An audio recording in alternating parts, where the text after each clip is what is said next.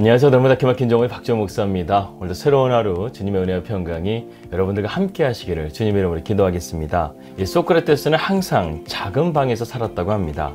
그래서 사람들이 이렇게 물었습니다. 선생님은 왜 이렇게 작은 방에서 살고 계십니까? 이렇게 물으면 소크라테스가 이렇게 대답했다고 합니다.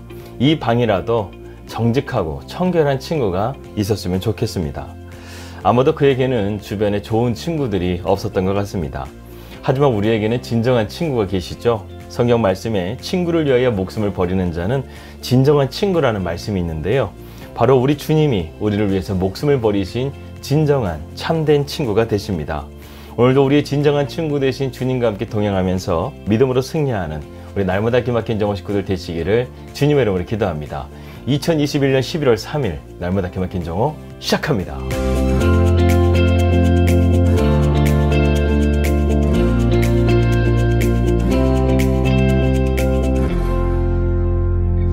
말씀 들어가도록 하겠습니다. 바울은 앞서 가정의 질서에 대한 교훈에 이어서 주인과 종가의 질서에 대해서 오늘 말씀을 전하고 있습니다. 그래서 이 말씀은 오늘날 우리의 삶 가운데 직장 생활과 아주 밀접한 관련이 있는 말씀이라고 우리가 볼 수 있겠습니다. 22절의 말씀 보겠습니다. 종들아 모든 일에 육신의 상전들에게 순종하되 사람을 기쁘게 하는 자와 같이 눈가림만 하지 말고 오직 주를 두려워하여 성실한 마음으로 하라. 사도 바울이 활동하던 당시에는 이 신분제도가 엄격했던 시대였습니다. 바울은 이러한 사회적인 시스템을 그대로 인정한 채 그리스도인의 바른 태도를 설명하고 있습니다. 그렇다고 해서 바울이 노예제도를 찬성했다는 것은 아니죠. 그는 자신 스스로 그리스도의 종으로서 자처하면서 그분의 종이 되기를 원했지만 그리스도인들만큼은 주 안에서 참된 자유인이 되기를 누구보다 원했던 자가 바로 바울이었습니다. 사실 바울에게 가장 큰 관심이 있었습니다. 그것은 복음으로 우리의 심령이 변화되고 우리의 삶이 변화되는 것입니다. 그렇기 때문에 이러한 세상의 시스템에 우리가 지배당하는 것이 아니라 주인이나 종의 참된 지배자이신 하나님 앞에서 모두 동등한 존재라는 사실을 우리가 깨닫고 믿음으로 나가기를 바울이 원했던 것이죠. 그렇기 때문에 우리의 삶 가운데 주어진 이러한 사회적인 시스템 가운데서도 우리가 온전히 주님을 따르며 순종하는 자세를 가져야 된다고 바울은 오늘 우리에게 가르쳐주고 있습니다. 정리해 본다고 한다면 하나님께서는 우리 모두를 동등한 존재로 만드셨지만 죄로 인해서 생겨난 사회의 차등 구조 속에서 종은 그 주인의 밑에 있는 하나님께 봉사하듯이 자기에게 맡겨진 일을 잘 수행하고 성실하게 해 나가야 된다는 것이죠. 23절의 말씀입니다. 무슨 일을 하든지 마음을 다하여 죽게 하듯 하고 사람에게 하듯 하지 말라. 이 말씀은 22절과 연결되면서 더 강조하고 있는 말씀이라고 할 수 있습니다. 여기서 마음을 다하여라는 헬라어 에크푸시케스라는 단어를 직역하게 되면 영원에서부터라는 의미를 가지고 있습니다. 즉 이 말은 진정을 다해서 일을 하라는 것이죠. 다시 말해서 주 안에 있는 자는 자기가 현재 위치하고 있는 그 자리에서 최선을 다해서 일해야 된다는 것입니다. 24절의 말씀입니다. 이는 기업의 상을 주께 받을 줄 아나니 너희는 주 그리스도를 섬기느니라. 그렇다면 왜 바울은 이렇게 순종을 강조하고 있는 것일까요? 그 이유를 24절에서 설명하고 있습니다. 먼저 종이 상전에게 순종하게 되면 하나님으로부터 유업의 상을 받게 되기 때문입니다. 여기서 유업이라는 것은 천국을 차지하는 특권을 의미하는 것이죠. 신명기 15장 4절 말씀 보게 되면 우리의 이런 유업, 우리의 특권에 대해서 이렇게 말씀하고 있습니다. 내가 만일 내 하나님 여호와의 말씀만 듣고 내가 오늘 내게 내리는 그 명령을 다 지켜 행하면 내 하나님 여호와께서 내게 기업으로 주신 땅에서 내가 반드시 복을 받으리니 너희 중에 가난한 자가 없으리라.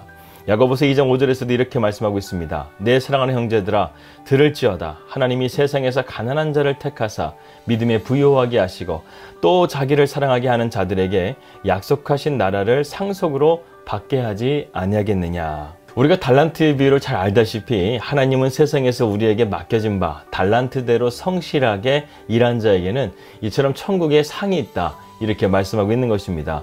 그러므로 성도들은 자기의 맡은 직분과 처한 환경에서 그리스도께 영광을 돌려야 한다는 것이죠. 그래서 바울이 이렇게 말한 것입니다. 너희는 주 그리스도를 섬긴다고 그랬습니다.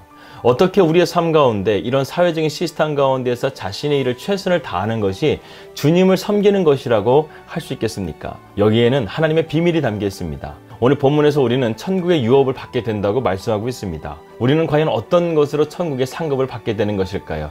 내 물질로 상급을 받을까요? 아니면 내 명예로 상급을 받을까요? 그것이 아니라는 것입니다.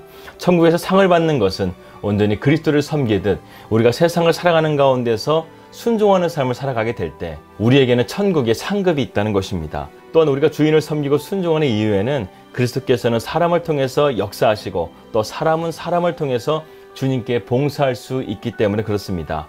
25절 말씀입니다. 불의를 행하는 자는 불의의 보응을 받으리니 주는 사랑을 외모로 취하심이 없느니라. 여기서 불의를 행하는 자는 과연 누구를 말하는 것일까요? 종이나 상전이나 모두를 의미하는 것입니다. 왜냐하면 상전이나 종이나 다 그 중에는 악한 자도 있고 선한 자도 있기 때문에 그렇죠. 사람들은 겉으로 드러나는 것만 가지고 사람을 판단하지만 하나님은 이처럼 사람의 내면을 통달하시고 그것을 근거로 판단하시는 하나님이십니다. 4장 1절 말씀 보겠습니다. 상전들아 의와 공평을 종들에게 베풀지니 너희에게도 하늘의 상전이 계심을 알지어다. 이 4장 1절의 말씀은 3장 마지막 말씀과 연결되는 말씀입니다. 근데 여기서는 상전들에 대해서 바울이 언급하고 있습니다. 여러분, 우리의 최고의 주인이 되신 하나님은 어떤 분이신 것 같습니까? 우리에게 항상 순종만 요구하시는 분이신 것 같습니까? 하나님은 오늘 상전들에게 말씀을 통해서 한 가지를 권고하고 있습니다. 그것은 너희가 의와 공평으로 너희의 재력과 권력을 잘 사용하라는 것이죠. 여기에 보게 되면 상전들이나 주인에게도 이 책임이 있다는 것을 말해주고 있습니다. 어떤 책임입니까? 자신의 힘을 가지고 의와 공평으로 행해야 된다는 책임이 있다는 것이죠. 만약 이것을 바르게 행하지 않게 되면 그 사회는 불의와 불공평이 만연해져서 결국 부패하게 될 것이라는 것입니다. 그러므로 아름다운 세상이 되기 위해서는 이 상전들은 의와 공평의 책임에 다해야 되겠습니다. 특별히 여기서 의라는 단어는 하나님의 속성을 가리키고 또한 공평이라는 것은 하나님이 역사하시는 방법을 의미합니다. 그리고 마지막 4장 1절 끝부분에 보게 되면 상전들에게도 진정한 주인이 있다고 바울은 말씀하고 있습니다. 여기에서 말하는 상전이라는 것은 당연히 하나님을 말하는 것이죠. 세상에서 아무리 높은 자도 참 주제자이신 하나님 앞에서는 하찮은 자에 불과한 것입니다. 그러므로 세상에서 높다고 하는 자는 자기 위에 더 높으신 자가 있음을 깨닫고 겸손해야 된다는 것이죠. 이것이 바로 상전된 자가 가져야 될 믿음의 자세인 것입니다. 지금은 고인이 되신 캘커타의 빈민가의 수녀 테레사 수녀에 대한 일화입니다. 서구 어느 나라에서 기자가 찾아와서요, 테레사 수녀가 있는 곳에 머물면서 이 테레사의 일거수일투족을 지켜보았다고 합니다. 환자들의 고름을 짜내고 상처를 치료하고 애쓰는 모습을 며칠째 옆에서 보다가 그는 이런 말을 했다고 합니다. 수녀님, 정말 존경스럽습니다. 어쩌면 그렇게 인간에 대한 사랑이 크십니까? 이때 테레사 수녀가 이렇게 대답했다고 합니다. 인간에 대한 사랑이라고요? 만일 사람에 대한 사랑만 가지고 내가 이 일을 했더라면 저는 벌써 오래전에 포기했을 것입니다. 그러나 주님께서 내게 이 일을 맡기셨다는 생각과 이 일이 주의 일이라는 확신, 그리고 주님에 대한 사랑 때문에 오늘까지 이 일을 할 수 있었던 것입니다.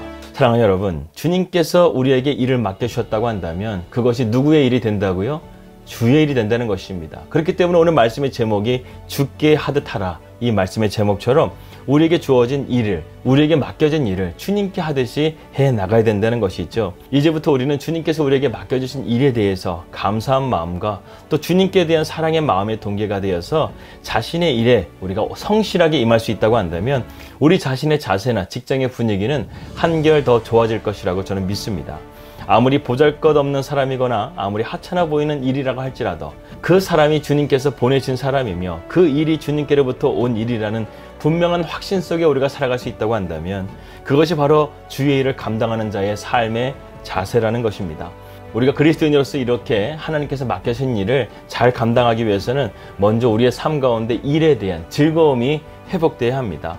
어떤 사람들은 일 자체를 고통스럽게 생각하는 사람들이 있습니다. 하지만 우리가 일을 고통스럽게 느끼는 것은 바로 죄의 결과라는 것이죠. 하나님은 우리를 고통스럽게 하기 위해서 창조하신 것이 아닙니다. 하나님께서 본래 우리를 창조하신 의도와 목적은 무슨 일을 하든지 즐겁게 하도록 우리를 창조하셨다는 거예요. 그러나 인간의 타락으로 노동이 고통으로 변하게 된 것입니다. 우리가 진정으로 그리스도의 사람이 되었다면 내게 맡겨진 일에 대하여 감사하며 바르고 즐겁게 일할 수 있는 자가 되기를 바랍니다. 이것이 우리 그리스도인들이 세상 속에 빛과 소금이 되는 것이고 선한 영향력을 미치게 된다는 것입니다. 우리가 천국에 가져갈 수 있는 유일한 기업, 유일한 유업은 무엇입니까? 오직 우리의 삶을 최선으로 살아가며 모든 일을 죽게 하듯 하는 삶을 살아갈 때 우리의 삶은 건강한 열매를 맺는 삶이 될 것이고 또한 주 안에서 날마다 승리하게 되는 그러한 복된 삶이 될 줄을 믿습니다. 기도하겠습니다. 하나님 아버지 감사합니다. 우리에게 주어진 삶의 모든 일들을 다 주님께 하듯이 성실하게 행함을 통해서 우리가 장차 가게 될 천국에 많은 유업들이 많은 열매들이 우리의 삶 가운데 쌓여질 수 있도록 하나님께서 축복하여 주시고 인도하여 주시옵소서. 주여 야베스의 기도와 같이 주여 오늘도 우리에게 복을 내려 주시옵소서. 주여 오늘도 우리의 지경을 넓혀 주시옵소서. 주여 우리에게 환난을 면케 하시고 근심이 없는 삶이 되게 하여 주시옵소서. 사랑하는 영혼에게 만족해 하시며 줄인 영혼에게 채워주시는 주님의 은혜가 오늘도 우리와 함께하는 놀라운 은혜가 있게 하여 주시옵소서. 예수님의 이름으로 축복하며 기도합니다. 아멘. 새로운 장막을 위해서 기도 부탁드리는데요. 첫 번째는 하나님의 선한 인도하심을 받기 위해서 기도해 주시고, 두 번째로는 우리가 이 모든 것들을 주님께 감사함으로 잘 준비할 수 있도록 해주시고, 또한 우리가 세 번째로 가야 될 곳은요, 하나님의 예배가 필요한 곳이었으면 좋겠습니다. 우리가 그곳에서 또한 열심히 하나님을 예배하면서 그 땅을 거룩하게 만들어갈 수 있는 그런 홀리 하우스를 하나님께서 우리에게 허락해 주시도록 여러분들 계속해서 기도해 주시길 바라겠습니다. 평안한 하루 되시고요. 저는 내일 뵙도록 하겠습니다. 우리 믿음으로 승리합시다. 할렐루야.